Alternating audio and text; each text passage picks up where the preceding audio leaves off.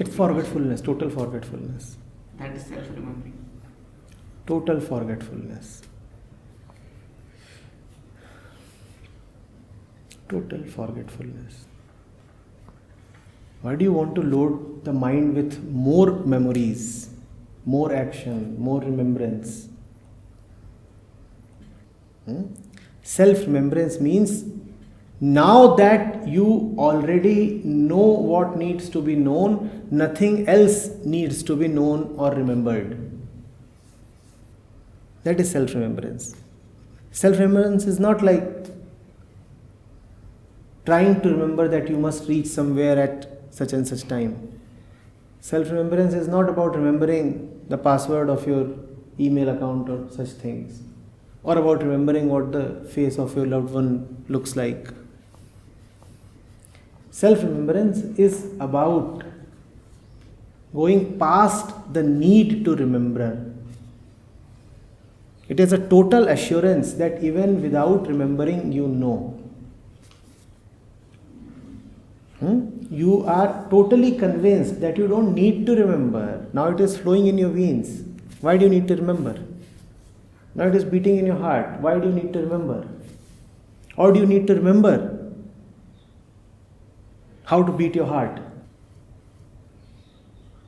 Who all over here have entrusted themselves with running their heart? It happens automatically. You don't need to remember, right? How many of us remember how to breathe? That is self-remembrance. That's a pointer towards self-remembrance. That which is so very within you that it need not be. And if it becomes an object of memory, then certainly there is some disease. If you have some medical condition, let's say like asthma, then probably you will need to remember your breath. Whichever part of the body becomes problematic, you need to remember something about it. Which medicines to take, which precautions to take. Otherwise, what's the point in remembering? Just forget and relax. Chill. So then when they say know thyself, know yourself, what do they say then? They say that know what all you needlessly know. You know so much already, don't you?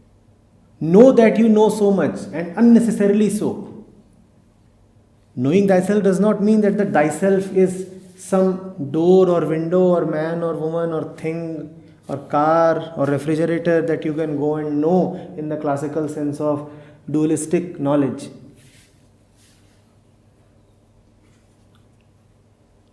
How will you know the self? The self is infinite.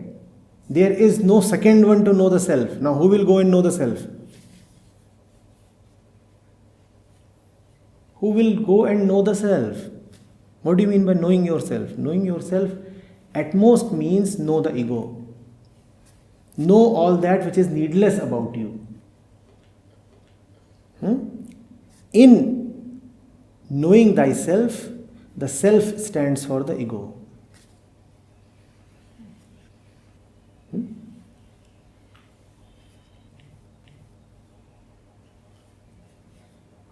We don't have to know things, but we don't have to prevent from knowing things as well. If we just happens like for that you must realize that everything is just a thing, including the things that you don't call as things.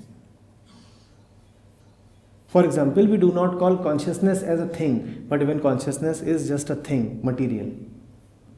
For example, we do not call our happiness and sadness as things, but even they are things and they follow the laws of things. What are the laws of things? Things can be kept somewhere, things can be brought somewhere, things can be taken away, things change form, things depend on other things. So all these are things. Even that which we call as love is a thing. So know things. Everything is a thing. There is nothing intermediate. We say there are things, then thoughts, then emotions, and then there is the great self. No. Either there is a self or there are things. Everything that is apparent, perceivable, experiential is just a thing. It is material.